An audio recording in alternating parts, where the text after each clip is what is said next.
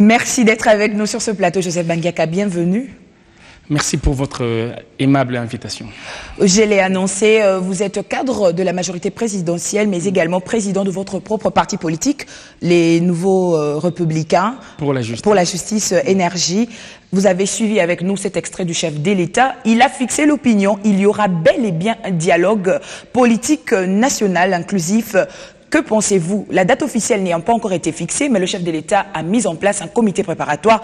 À quoi devrons-nous s'attendre dans les jours à venir?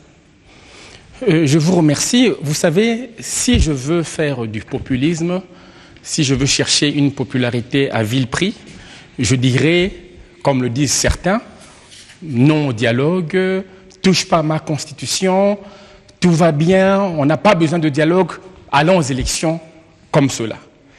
Mais non, c'est l'heure de la responsabilité, car il y a des vrais problèmes sur la route qui nous sépare des élections. Et au-delà, il y a des vraies questions sur ce que nous voulons pour notre pays, sur les priorités qui sont celles de notre pays. À vous entendre parler, vous êtes pour le dialogue, mais qui vont participer à ce dialogue? Voilà la plus grande question, Joseph Bangiaka. Il y a les pros et les anti-dialogues. D'après vous, est-ce que la situation politique, nous devrons tant s'attendre dans ce jour qui vient, qui est de l'électricité dans l'air, après cette adresse officielle du chef de l'État, qu'il y aura bel et bien dialogue? Je crois que les différents acteurs politiques et de la société civile et les acteurs étatiques, chacun prendra ses responsabilités. Il y avait un moment où il fallait monter les enchères. Maintenant, c'est l'heure de la décision, l'heure de la responsabilité. Puisque les matières sont des matières liées aux élections, les premiers concernés, ce sont les partis politiques qui participent aux élections. Nous avons un baromètre clair. Il y a eu des élections provinciales, il y a eu des dépôts des candidatures. Les partis qui ont en nombre conséquent déposé des candidatures pour les provinciales, ce sont les acteurs des élections à venir. Ils devront être autour de la table avec les trois composantes habituelles que sont la majorité présidentielle, la société civile et l'opposition politique, et bien sûr les institutions publiques de la RDC. Dans son adresse, le chef de l'État souligne, je cite, qu'après toutes les consultations menées et après avoir donné du temps aux pessimistes et à tous ceux qui se sont prononcés contre le dialogue, de proposer des voies alternatives et crédibles au-delà des affirmations péremptoires, dirigées par principe de ce que le bon sens commande, nous en sommes arrivés à la conclusion que seul le dialogue peut, une fois de plus, se permettre à notre nation de prévenir une crise. À quoi fait-il précisément allusion? Est-ce organiser les élections peut-elle conduire à une crise en RDC? Nous avons connu des crises en 2006 à l'issue des premières élections, en 2011, et nous voyons très bien que s'il n'y a pas de sursaut républicain, en 2016, ça sera pire. Et donc, l'annonce du président de la République, ce n'est pas le renoncement des conditions, des positions des uns et des autres, mais c'est de venir autour de la table, chacun avec son cahier des charges, avec ses exigences, ses conditions, mais dans l'intérêt supérieur de la nation. L'intérêt supérieur de la nation, c'est d'avoir un Congo fort, prospère, uni et développé. Notre intérêt, ce n'est pas que l'élection, le vainqueur de l'élection soit comparable au vainqueur de la Deuxième Guerre mondiale, où il devra régner sur un Congo en ruine. Ce que nous voulons, c'est que l'élection ne soit que le choix des Congolais, et non pas l'occasion de guerres inutiles, de crises permanentes, car le sang, effectivement, a trop coulé dans ce pays. Parmi les 4 impératifs cités par le chef de l'État qui ont conduit à la convocation imminente de ce dialogue figure notamment le fichier électoral imparfait qui doit être restructuré, mais également le calendrier électoral rendu inopérant ainsi que la sécurisation du processus électoral. On va suivre cet extrait, on se retrouve juste après. Le fichier électoral. Ce dernier soulève en effet une série d'interrogations sur sa fiabilité et son inclusivité.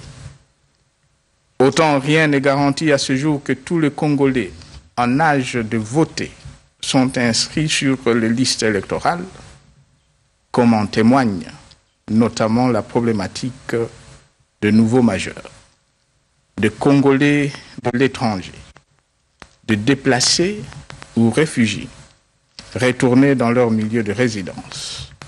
Autant, rien n'atteste que tous ceux qui sont inscrits le sont légitimement ou même détiennent la nationalité congolaise.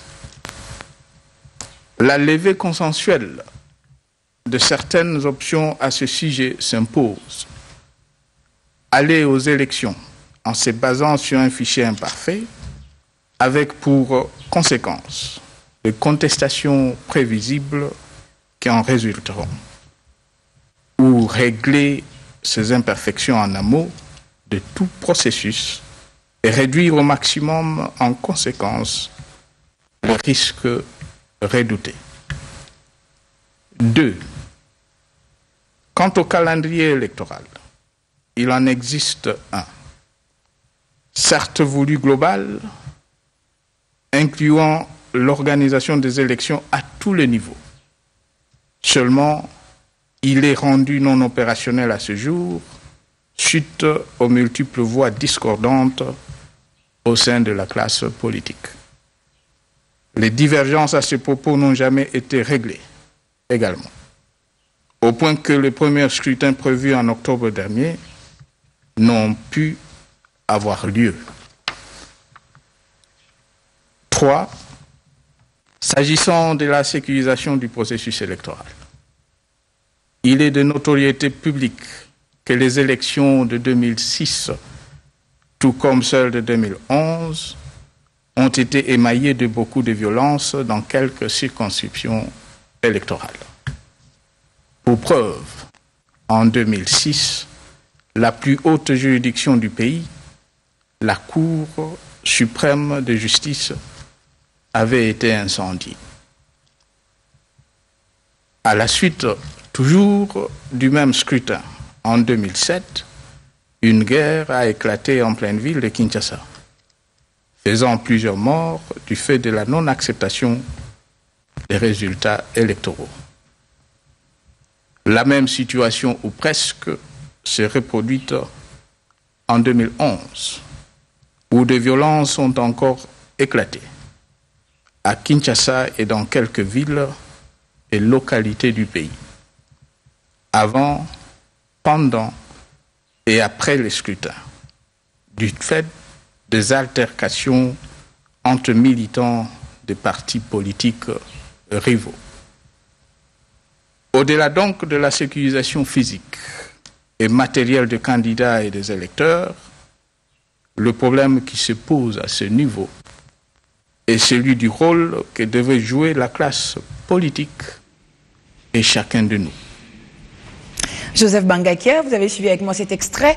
Que comprenez-vous par la relance de notre processus électoral en lui conférant toutes ces lettres de noblesse, à savoir la conformité aux standards internationaux? Dixit Joseph Kabila. Est-ce à dire que le mode de scrutin présidentiel, par exemple, doit-il changer en République démocratique du Congo?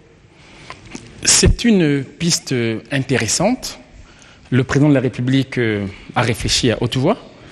En fait, les élections posent différents problèmes. Le premier, c'est un acte de souveraineté. Est-ce que nous pouvons continuer décemment, 55 ans après l'indépendance, à faire financer une partie importante de nos élections par la communauté internationale? Deuxièmement, au regard de l'étendue du territoire national et de l'état des infrastructures dégradées de notre pays, qui est dû à des longues années d'incurie dans la gestion publique qui a commencé en 60-65. Est-ce que l'élection directe de tous les scrutins est le meilleur mode de scrutin? Et donc, c'est une réflexion, on doit savoir ce que nous voulons. Si l'objectif est la priorité au développement, c'est-à-dire le bien-être des Congolais, les Congolais ne mangent pas le nombre de mandats du président de la République. Ils ne mangent pas les débats politiques. Mais le Congolais veut voir la Constitution respectée. notamment par l'organisation de l'élection. Mais bien entendu que la Constitution sera respectée et ne peut qu'être respectée. Vous savez, la question que le président de la République soulève, si il faut une réponse, ça sera une réponse constitutionnelle. Et c'est là que j'invite la majorité et les institutions à avoir ce courage politique de l'explication. Car le peuple congolais est prêt à comprendre, mais il faut le lui expliquer correctement. Tenez, combien de pays nous connaissons, je prends l'exemple de la France, où l'opposition a toujours, l'opposition de gauche notamment, a combattu la réforme constitutionnelle de 1958, qui était une nouvelle constitution, a combattu la réforme constitutionnelle de 2008 sous Sarkozy, qui était une révision, mais une fois arrivée au pouvoir, la gauche au pouvoir n'a pas changé ce qu'elle contestait et a utilisé les arguments juridiques que cette nouvelle constitution lui a octroyés. Donc, la réflexion du président n'exclut pas l'alternance, car la MP actuelle peut être battue par l'actuelle opposition, quel que soit le mode de scrutin. Donc ce n'est pas cela le problème. Le problème est, est-ce que nous considérons qu'aujourd'hui, notre priorité, c'est de mettre le maximum d'argent pour le développement économique et social de notre pays. Et je dois vous dire, Madame Bilonda, que tous les pays émergents, tous alors, qui ont su, en 10 ans, 15 ans, 20 ans, changer de statut de pays, de pays pauvres à revenus intermédiaires et après émergents, ils l'ont fait dans une continuité politique. Il y a eu le même pouvoir pendant 15 ans, pendant 20 ans, et après ces pays ont quitté la pauvreté pour atteindre un stade émergent. Est-ce une justification de la majorité présidentielle pour une éternité à la tête du pays? Le mode présidentiel, le mode du scrutin présidentiel doit-il nécessairement changer ou ça fait partie des réflexions que les délégués à ce dialogue inclusif doivent C'est une réflexion qui a été lancée, qui sera discutée. Il faut en discuter sereinement et non pas de manière dogmatique, genre « touche pas à ma constitution ». Les constitutions sont faites pour être respectées et pour être acclimatisées. Donc, en fait, il faut une acclimatation de la Constitution. On se rend compte, et c'est important que l'opposition écoute aussi la majorité. Parce que c'est la majorité qui prend des initiatives. Dès lors que la majorité veut vraiment qu'on discute de la priorité du pays, c'est important que l'opposition soit réceptive à cette approche de la majorité. Le chef de l'État parle de l'inclusivité, la crédibilité et l'apaisement du processus électoral. Monsieur Bangakia, qu'entendez-vous par là? Ces trois termes ont quand même retenu l'attention de l'opinion. Avons-nous assisté à un processus électoral en 2006 et 2011, des élections qui n'étaient pas crédibles, inclusives, qui n'étaient pas apaisées? Et maintenant, ce dialogue, que va-t-il apporter de nouveau dans ce que nous avons déjà vécu en République démocratique du Congo? Disons que pour les élections de 2011, il y a eu un problème que le partenaire avec lequel la majorité discute a continué à soulever depuis lors, l'UDPS notamment. Ce dialogue permet de vider le contentieux de 2011. Et si les principaux candidats de la présidentielle qui furent Joseph Kabila et Etienne Tshisekedi peuvent se mettre d'accord pour une nouvelle chance en termes de compétition électorale, moi je considère que c'est toute la classe politique qui y gagne. Et l'exigence, la porte qui est ouverte, notamment dans la fiabilisation du fichier électoral, dans la sécurisation des élections, dans des élections transparentes et crédibles, permet maintenant à chaque acteur politique, à chaque parti politique, de convaincre le peuple. Parce que qu'est-ce qui se passe aujourd'hui? Les acteurs politiques, ils ne vont pas vers le peuple pour le convaincre, notamment par rapport à leur projet politique. Mais maintenant, les acteurs politiques sont dans la surenchère politique et médiatique, sont dans l'accumulation de la tension politique. Quelle est la nuance que vous faites entre les deux? En fait, on monte les Congolais les uns contre les autres. notamment avec une mauvaise interprétation de l'article 64, qui ne demande pas aux Congolais de se rebeller, pas du tout. Et d'ailleurs, le deuxième alinéa dit que toute tentative de renversement d'institutions constitutionnelles, ce qui est le cas de celles qui existent, c'est un crime qui est imprescriptible. Donc, au lieu d'aller vers cette surenchère de la tension, discutons. Ce n'est pas donner un chèque en blanc à Joseph Kabila ni à la majorité, car la pierre angulaire, ce sont des élections crédibles.